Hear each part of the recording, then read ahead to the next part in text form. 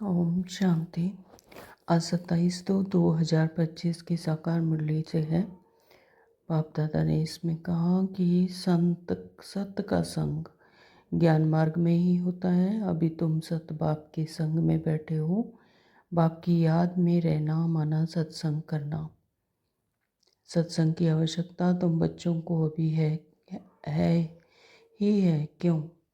क्योंकि तमो प्रधान आत्मा एक सत बाप, सत शिक्षक और सतगुरु के संग से ही सतो प्रधान अर्थात काले से गोरी बन सकती है।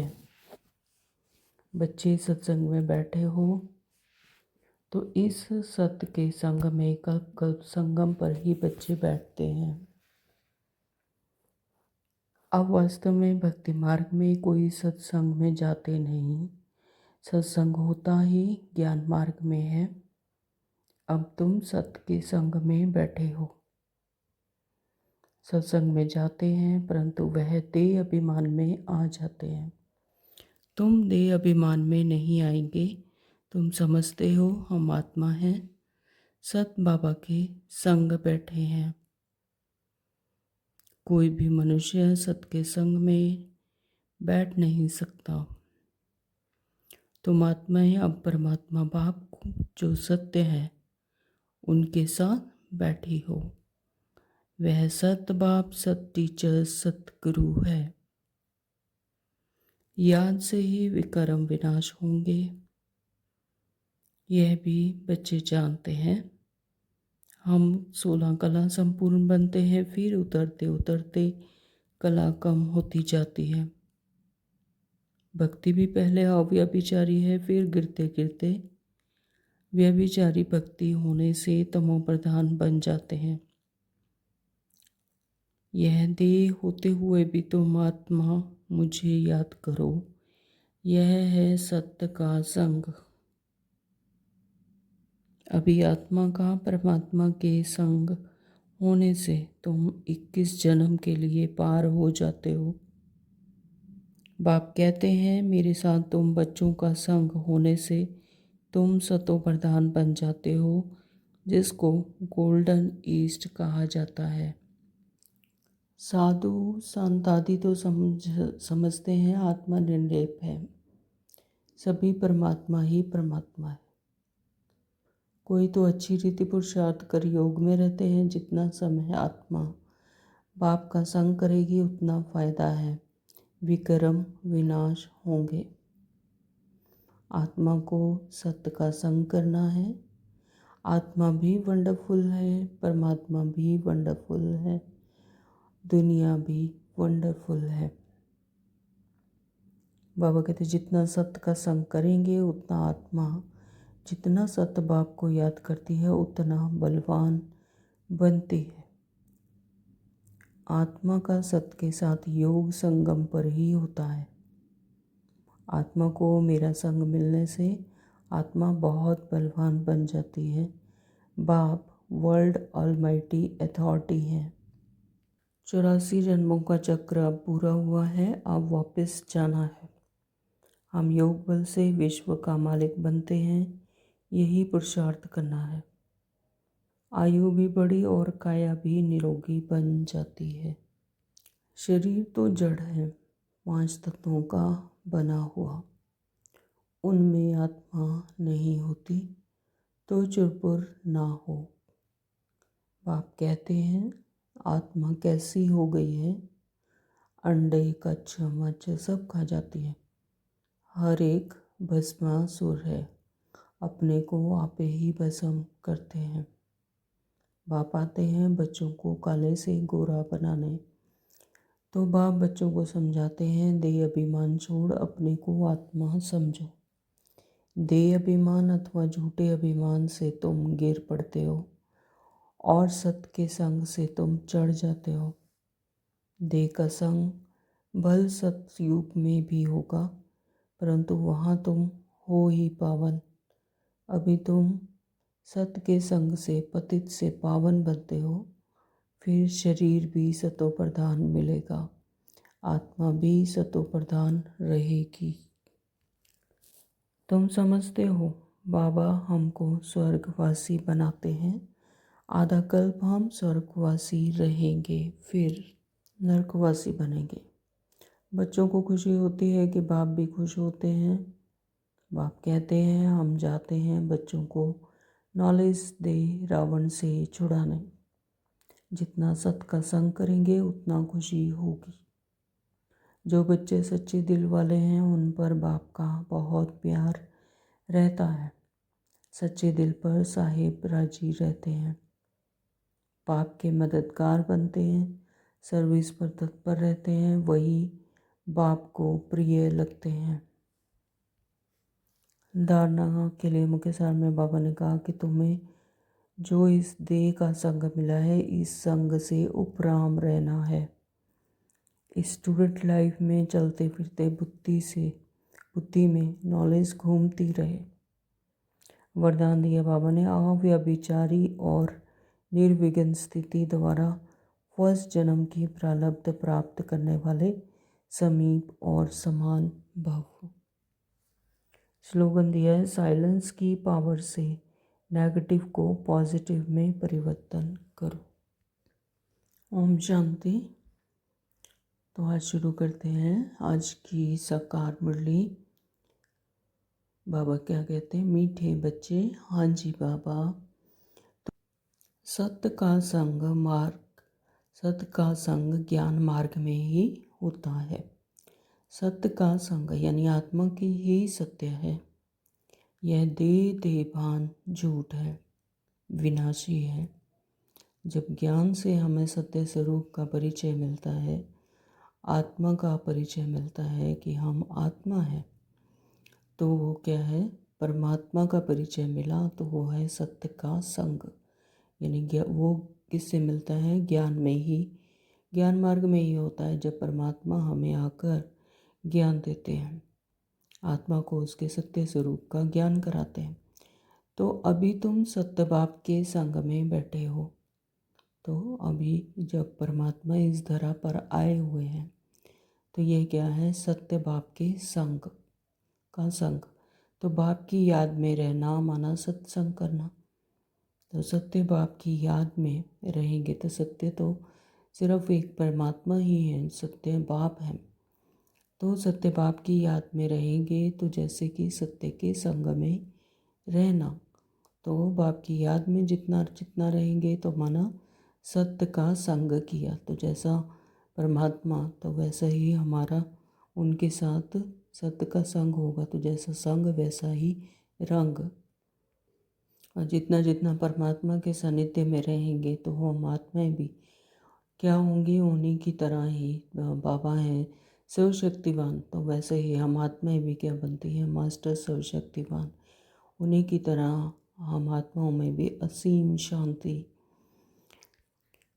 सुख, आनंद, उसी तरह से ही शक्तियाँ आती हैं। प्रश्न किया बाबा ने, सत्संग की आवश्यकता तुम बच्चों को भी अभी ही है, क्यों? उत्तर दिया है, क्योंकि तमो प्रधान आत्मा एक सत्य बाप, सत शिक्षक और सतगुरु के संग से ही सतो प्रधान अर्थात काले से गोरी बन सकती है। तो आत्मा अभी रावण राज्य में आकर कलयुग में आकर तमो प्रधान आत्मा बनी हुई है, यानी गोरे से काली बनी हुई है। तो अभी जब सत्य का संग मिला, सत्य बाप, सत्य शिक्षक और सतगुरु के संग से फिर सतो प्रधान बनेगी और काले से गोरी बन सकती है। तो बिना सत्संग के निर्बल आत्मा बलवान नहीं बन सकती। तो स्थूल में भी जैसे कोई चीज़ गंदी हो जाती है तो जब तक उसे साबुन से या पानी से, निर्मल पानी से स्वच्छ नहीं करते तो वह साफ नहीं होती। तो इसी तरह से बिना सत्संग के और परमात्मा की शक्ति के बिना हम निर्बल आत्माएं बलवान नहीं बन सकती। बाप का संग मिलेगा तो आत्मा में पवित्रता आएगी, जागृति आएगी, चमक आएगी। 21 जन्म के लिए उसका बेड़ा पार हो जाता है। ओम शांति, ओम शांति बाबा। बच्चे सत्संग में बैठे हो, इस सत्य के संग में कल्प कल्प संगम पर ही बच्चे बैठते हैं। दुनिया तो यह नहीं जानती कि सत्य का संग किसको कहा जाता है। सत्संग नाम यह अविनाशी चलाता है।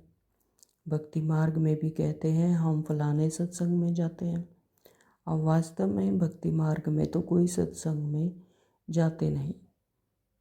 तो भक्ति मार्ग में भी दिखाया जाता है कि अपने इष्ट देव की मूर्तियों के सामने, चित्रों के सामने सत्संग कहते हैं कि सत्संग करते हैं, महिमा करते हैं। जो इष्ट देव जिनसे उनको लगता है कि उनसे उनको शांति की प्राप्ति होती है, आनंद की प्राप्ति होती है, और स्थूल चीज़ों की जो भी उनकी इच्छाएं होती हैं उनकी पूर्ति होती है, तो वो समझते हैं कि हम सत्संग में जाते हैं।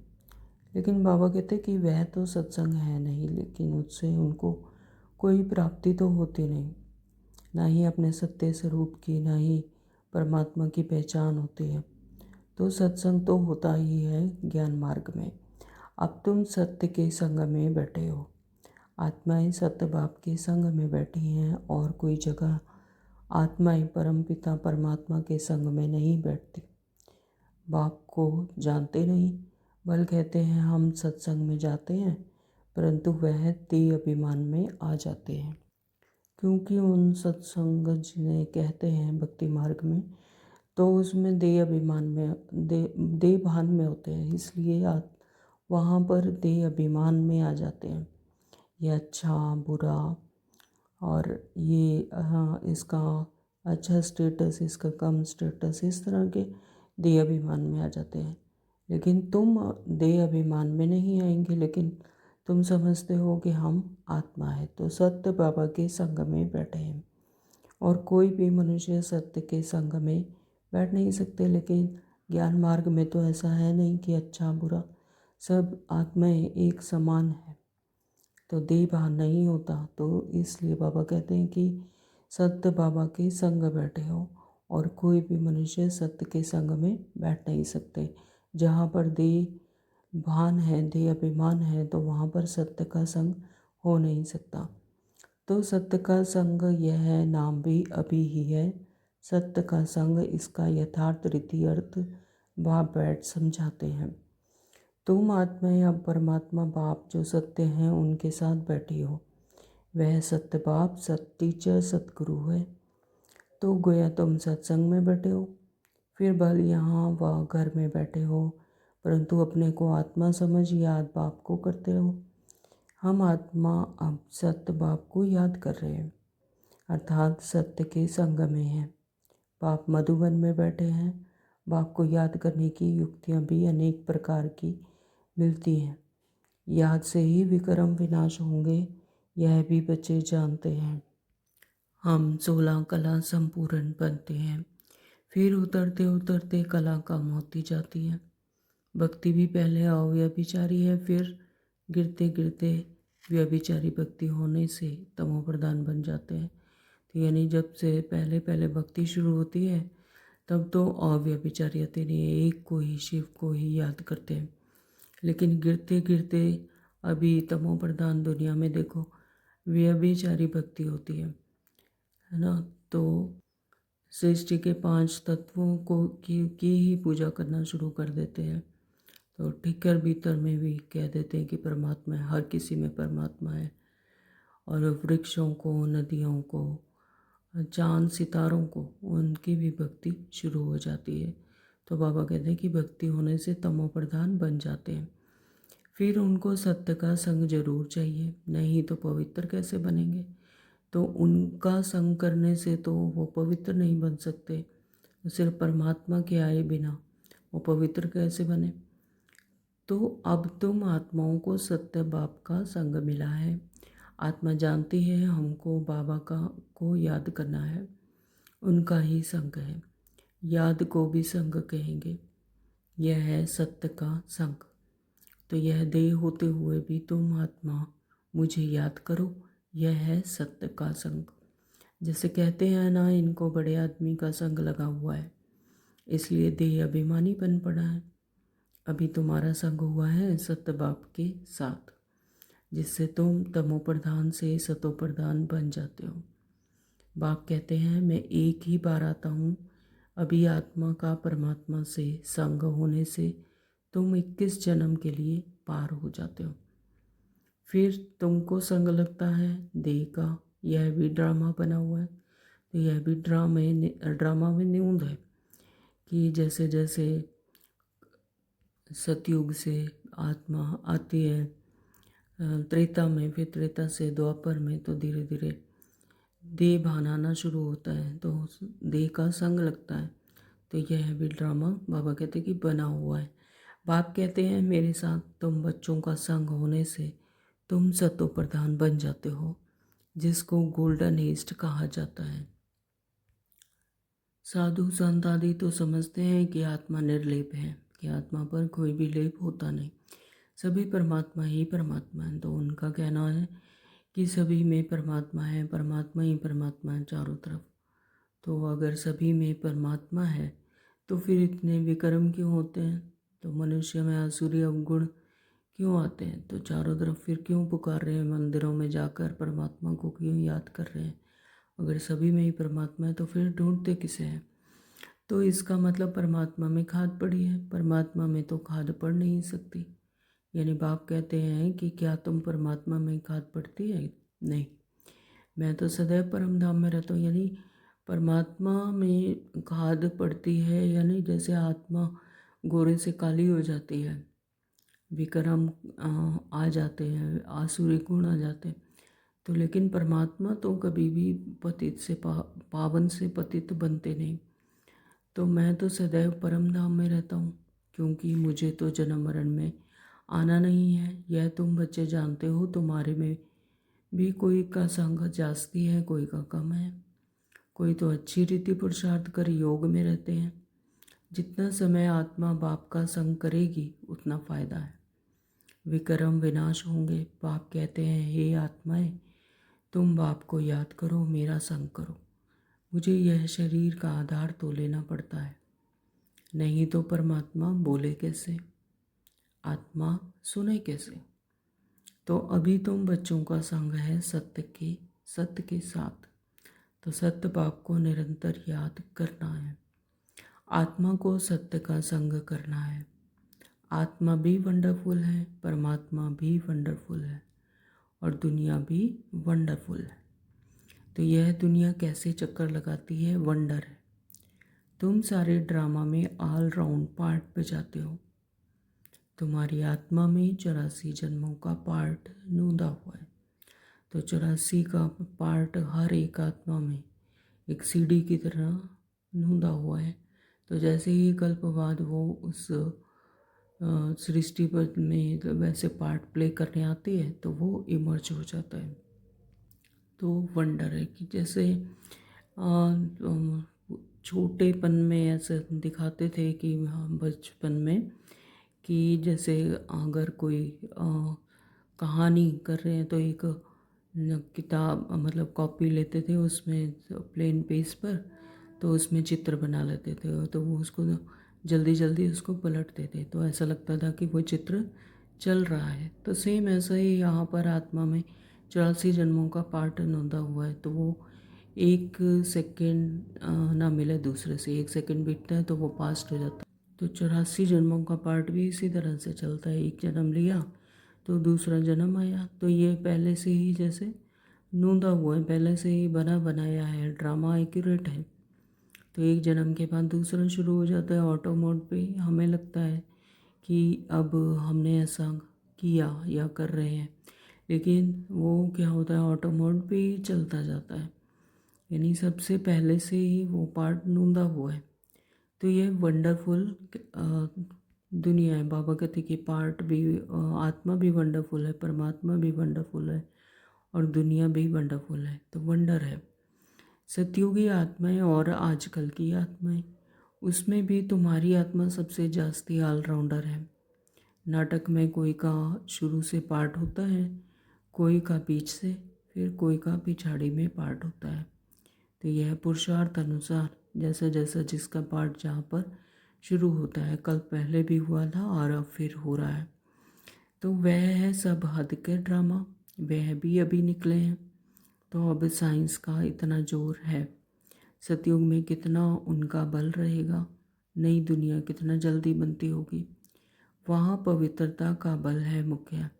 कहाँ? सतयुग में। सतयुग में पवित्रता का बल मुख्य है। तो वहाँ पर भी नई दुनिया भी देखो कितनी जल्दी बन जाती है। तो क्या है वहाँ पर? पवित्रता का बल। अभी है निर्बल, वहाँ है बलवान। यह लक्ष्मी नारायण बलवान है ना।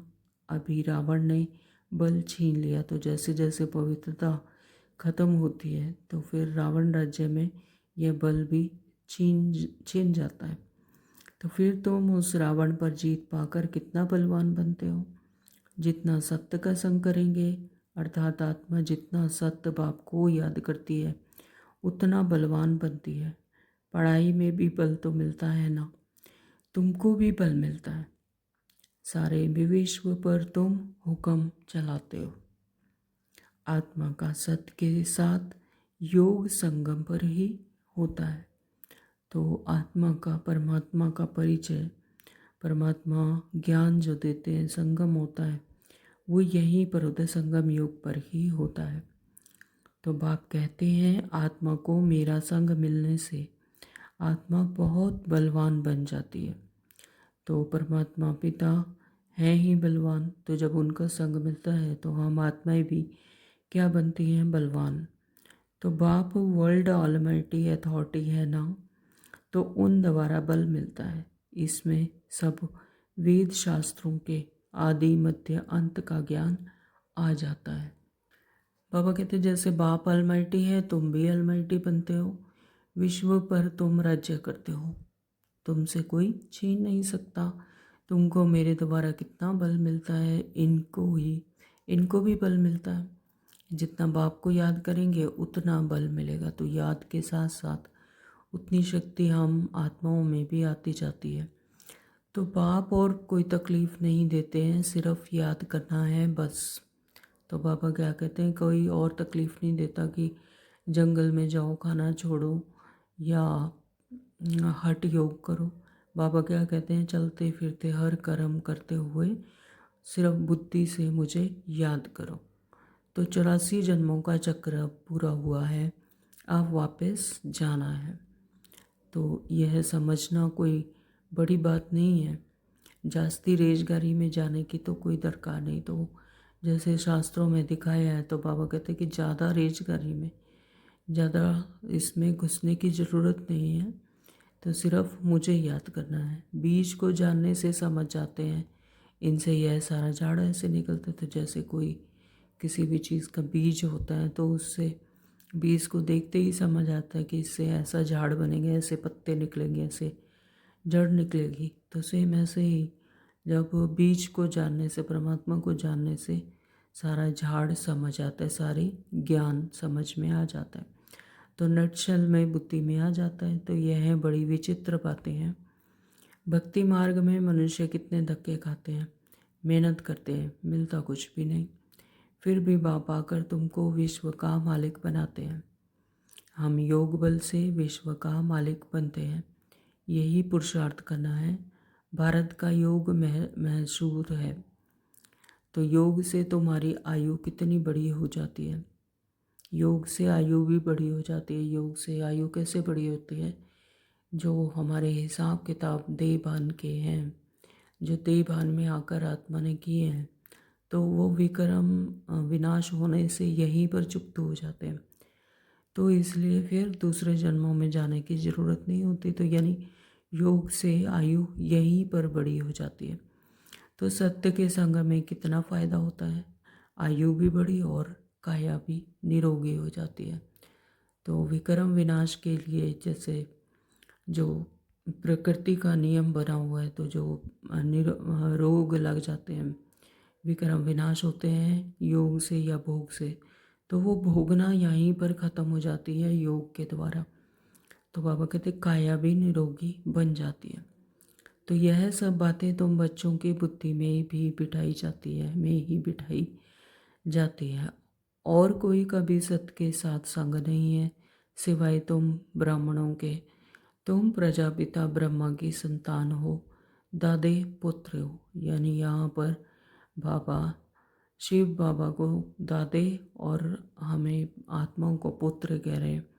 तो इतनी खुशी होनी चाहिए ना कि हम दादे पुत्र हैं, तो वर्षा भी दादे से मिलता है, तो स्थूल में भी दादे का वर्षा पोत्र को हम बिना किसी झंझट के मिल जाता। तो बाबा कह रहे हैं कि वर्षा भी दादे से मिलता है। ये याद की यात्रा है। तो बुद्धि में यही सिमरन रहना चाहिए कि उन सत्संगों में तो एक जगह जाकर बैठते हैं, यहाँ वह बात नहीं। ऐसे नहीं कि एक जगह बैठने से ही सत्य का संग होगा, नहीं, उठते बैठते चलते फिरते हम सत्य के संग में हैं। अगर उनको याद करते हैं तो याद नहीं करते हैं तो देह अभिमान में है। देह तो असत्य चीज़ है।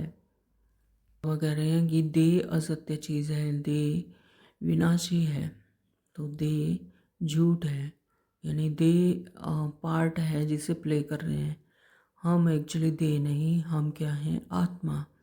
तो देह को सत्य नहीं कहेंगे। शरीर तो जड़ है। शरीर क्या है? जड़ है, आत्मा का वस्त्र है।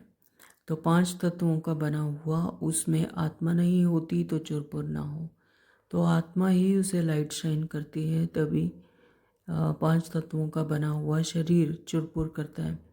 तो मनुष्य के शरीर की तो वैल्यू है नहीं, और सबके शरीर की वैल्यू है। तो सौभाग्य तो आत्मा को मिलना है। मैं फलाना हूँ, आत्मा कहती है ना। तो यानी शरीर में आती है जब आत्मा, तो आत्मा ही कहती है कि मैं फलाना हूँ। मैं आत्मा ये कौन कहता है? आत्मा ही कहती है कि मैं डॉक्टर हूँ, मैं बैरिस्टर हूँ, तो है। और शरीर नहीं होता एक्चुअली, आत्मा ही वहाँ पर लाइट शाइन कर रही होती है अपने शरीर को। तो बाप कहते हैं आत्मा कैसी हो गई है? अंडे कच्छ मच्छ सब खा जाती है, तो हर एक भस्मासुर है, अपने को आपे ही भस्म करते हैं। कैसे? कामचिता पर बैठकर हर एक अपने को भस्म कर रहे हैं, तो भस्मासुर ठहरे ना। तो विकारी विक्रम करते हैं, फिर आत्मा देहभान में आकर विक्रम करती है, फिर जो उसकी सज़ा मिलती है, यानी प्रकृति का नियम है, तो फिर उसमें जब तक अपने असत्य स्वरूप में नहीं जाती, तो फिर उसमें अशांति दुख दर्द सहन करती है। तो वह भी कौन करती है? आत्मा ही करती है। तो जैसे कि भस्मासुर ठहरे, तो अपने आप ही भस्म करते रहते हैं अपने आप को ही। तो अभी तुम ज्ञानचिता पर बैठकर देवता बनते हो। तो जब अपने सत्य स्वरूप का ज्ञान होता है कि मैं तो आत्मा हूँ, मैं तो यह जो पार्ट था ये तो ड्रामानुसार मिला था, तो जब यह ज्ञान आता है तो फिर बाबा कहते तुम देवता बनते हो। तो सारी दुनिया कामचिता पर बैठकर भस्म हो गई है, तमो प्रधान काली हो गई है।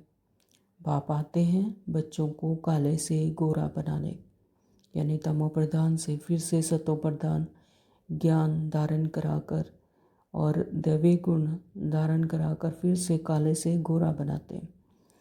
तो बाप बच्चों को समझाते हैं देह अभिमान छोड़ अपने को आत्मा समझो। तो देह और देह के भान को छोड़कर अपने आप को आत्मा समझो। जब आत्मा समझेंगे, जब ऐसी समझ आएगी कि मैं परमात्मा की संतान हूँ, आत्मा हूँ, तो ये जो पार्ट मिला हुआ है, तो यह तो सिर्फ यहाँ पर सृष्टि चक्र पर मैं पार्ट प्ले करने आई हूँ, तो फिर देह अभिमान छूट जाते हैं। बच्चे स्कूल में पढ़ते हैं, फिर पढ़ाई तो घर में रहते भी बुद्धि में रहती है ना। यह भी तुम्हारी बुद्धि में रहना चाहिए। यह है तुम्हारी स्टूडेंट लाइफ। एम ऑब्जेक्ट सामने खड़ी है, उठते बैठते चलते बुद्धि में यह नॉलेज रहनी चाहिए। यहाँ बच्चे आते हैं, रिफ़्रेश होते हैं, युक्तियाँ समझाई जाती हैं कि ऐसे ऐसे समझाओ। दुनिया में ढेर के ढेर सत्संग होते हैं, कितने मनुष्य आकर इकट्ठे होते हैं, वास्तव में वह सत्य का संग तो है नहीं। तो सत्य का संग तो परमात्मा के साथ ही है, और वह बच्चों को अभी ही मिलता है। तो बाप ही आकर सतयुग स्थापन करते हैं, तुम मालिक बन जाते हो। देह अभिमान अथवा झूठे अभिमान से तुम गिर पड़ते हो, और सत्य के संग से तुम चढ़ जाते हो, यानी सतो प्रधान बन जाते हैं, और देह अभिमान में आने से विकर्मों में फंस जाते हैं, इस देह की दुनिया में फंस जाते हैं। अपने आप को देह समझते हैं, तो उसी तरह से झूठे अभिमान में फंसकर फिर गिर जाते हैं। तो आधा कल्प तुम प्रारब्ध भोगते हो। तो आधा कल्प जो संगम युग पर आकर दिव्य गुण भरते अपने आप के आत्मा की उच्चतम स्टेज को प्राप्त करते हैं, तो फिर आधा कल्प तुम प्रारब्ध भोगते हो। ये बाबा 21 जन्मों का वर्षा देते हैं। तो ऐसे नहीं कि वहाँ भी कोई तुमको सत्य का संग है, नहीं। सत्य का संग और झूठ का संग तब कहते हैं जब दोनों हाजिर हैं। सत्य बाप जब आते हैं वही आकर सब बातें समझाते हैं, क्योंकि सतयुग में तो परमात्मा के आने की दरकार ही नहीं, वहाँ आत्मा संपन्न अवस्था में होती है। तो जब तक वह सत्य बाप नहीं आए तब तक कोई जानते भी नहीं है। अब बाप तुम बच्चों को कहते हैं, ये आत्माएं मेरे साथ संग रखो। देह का जो संग मिला है उनसे उपराम हो जाओ। देह का संग भल सतयुग में भी होगा, परंतु वहाँ तुम हो ही पावन। अभी तुम सत्य के संग से पतित से पावन बनते हो। फिर शरीर भी सतो प्रधान मिलेगा, आत्मा भी सतो प्रधान रहेगी। अभी तो दुनिया भी तमो प्रधान है। दुनिया नई और पुरानी होती है। नई दुनिया में बरोबर आदि सनातन देवी देवता धर्म था। आज उस धर्म को गुम कर आदि सनातन हिंदू धर्म कह देते हैं, मूंझ पड़े हैं। अभी तुम भारतवासी समझते हो कि हम प्राचीन देवी देवता धर्म के थे, तो सतयुग के मालिक थे, परंतु वह नशा कहाँ। कल्प की आयु ही लंबी लिख दी है, सब बातें भूल गए हैं। इनका नाम ही है भूल भुलैया का रोल खेल। अभी सत्य बाप द्वारा तुम सारी नॉलेज जानने से ऊंच पद पाते हो, फिर आधा कल्प नीचे गिरते हो, क्योंकि रावण राज्य शुरू होता है। दुनिया पुरानी तो होगी ना, तो तुम समझते हो हम नई दुनिया के मालिक थे, अभी पुरानी दुनिया में है। कोई कोई को यह भी याद नहीं पड़ता। बाबा हमको स्वर्गवासी बनाते हैं। आधा कल्प हम स्वर्गवासी रहेंगे, फिर आधा कल्प नीचे गिरते हो, क्योंकि रावण राज्य शुरू होता है। तो दुनिया पुरानी तो होगी ना, तो तुम समझते हो बाबा हमको स्वर्गवासी बनाते हैं। आधा कल्प हम स्वर्गवासी रहेंगे, फिर नरकवासी बनेंगे। तो तुम भी मास्टर ऑलमाइटी बने हो नंबरवार पुरुषार्थ अनुसार। यह है ज्ञान अमृत का डोज। शिव बाबा को ऑर्गन्स मिले हैं पुराने, नया ऑर्गन्स तो मिलता नहीं, पुराना बाजा मिलता है। बाप आते भी वानप्रस्थ में ही हैं, तो पुराना शरीर का आधार लेते हैं। तो बाबा कहते शिव बाबा ब्रह्मा बाबा के लास्ट के शरीर का मतलब उनके बुज़ुर्ग वानप्रस्थ अवस्था में आते हैं, उनके बूढ़े तन का आधार लेते हैं। तो बच्चों को खुशी होती है कि बाप भी खुश होते हैं। बाप कहते हैं हम जाते हैं बच्चों को नॉलेज दे रावण से छुड़ाने। तो बाप तो खुशी से बजाया जाता है ना, पार्ट तो खुशी से बजाया जाता है। बाप बहुत खुशी से पार्ट बजाते हैं। तो बाबा अपने बच्चों से मिलने आते हैं, रावण से छुड़ाने आते हैं, तो उन्हें खुशी होती है बच्चों से मिलकर। तो बाबा ऐसा कल्प कल्प करते हैं। तो बाबा कहते हैं कि पार्ट से खुशी से बजाया जाता है, तो बाप अपने बच्चों से मिलकर खुश होते हैं। तो बाप को कल्प कल्प आना पड़ता है। यह पार्ट कभी बंद नहीं होता है। बच्चों को बहुत खुशी रहनी चाहिए, जितना सत्य का संग करेंगे उतना खुशी होगी। याद कम करते हैं इसलिए इतनी खुशी नहीं रहती है। बाप बच्चों को मलकियत देते हैं। जो बच्चे सच्ची दिल वाले हैं उन पर बाप का बहुत प्यार रहता है। सच्चे दिल पर साहिब राजी रहते हैं। तो जो बच्चे सच्चे दिल से परमात्मा को याद करते हैं तो परमात्मा भी उन्हें बहुत प्यार करते हैं। तो उन्हें भी सच्चे दिल पर है ही साहिब राजी। तो अंदर बाहर जो सच्चे रहते हैं बाप के मददगार बनते हैं, सर्विस पर तत्पर रहते हैं, तो वही बाप को प्रिय लगते हैं। अपने दिल से पूछना है कि हम सच्ची सच्ची सर्विस करते हैं, सच्चे बाप के साथ संग रखते हैं। अगर सत्य बाबा के साथ संग नहीं रखेंगे तो क्या गति होगी। बहुतों को रास्ता बताते रहेंगे तो ऊंच पद भी पाएंगे। सत्य बाप से हमने क्या वर्षा पाया है, अपने अंदर देखना है। यह तो जानते हैं नंबरवार है। कोई कितना वर्षा पाते हैं, कोई कितना पाते हैं, रात दिन का फ़र्क रहता है। तो नंबरवार होते हैं बच्चे। तो बाबा कहते हैं कि जितना जितना पुरुषार्थ करते हैं तो उसमें भी बच्चों के पुरुषार्थ में भी रात दिन का फ़र्क होता है। अच्छा, मीठे मीठे सिकलदे बच्चों प्रति माता पिता बाप दादा का याद प्यार और गुड मॉर्निंग। रूहानी बाप की रूहानी बच्चों को नमस्ते।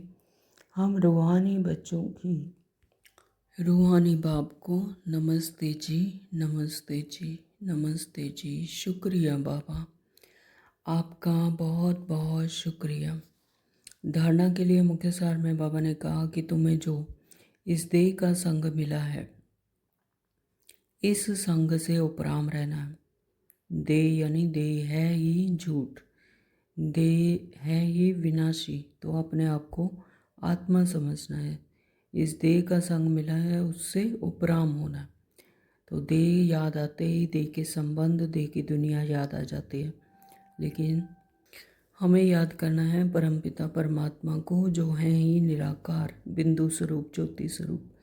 तो सत्य के संग से पावन बनना है। नंबर 2, बाबा ने कहा कि स्टूडेंट लाइफ में चलते फिरते बुद्धि में नॉलेज घूमती रहे। एम ऑब्जेक्ट को सामने रख पुरुषार्थ करना है।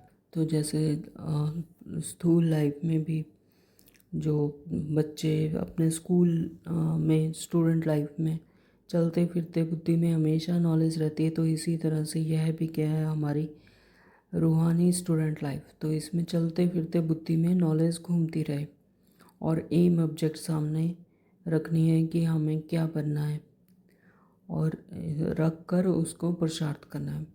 सच्चे दिल से बाबा का मददगार बनना है।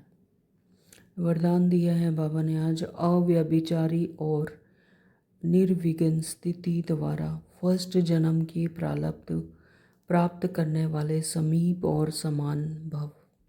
अव्यभिचारी और निर्विघ्न स्थिति यानी एक की ही याद, एक परमात्मा की याद और देह बहन से न्यारे। निर्विघ्न स्थिति यानी अचल अडोल द्वारा फर्स्ट जन्म की प्रारब्ध।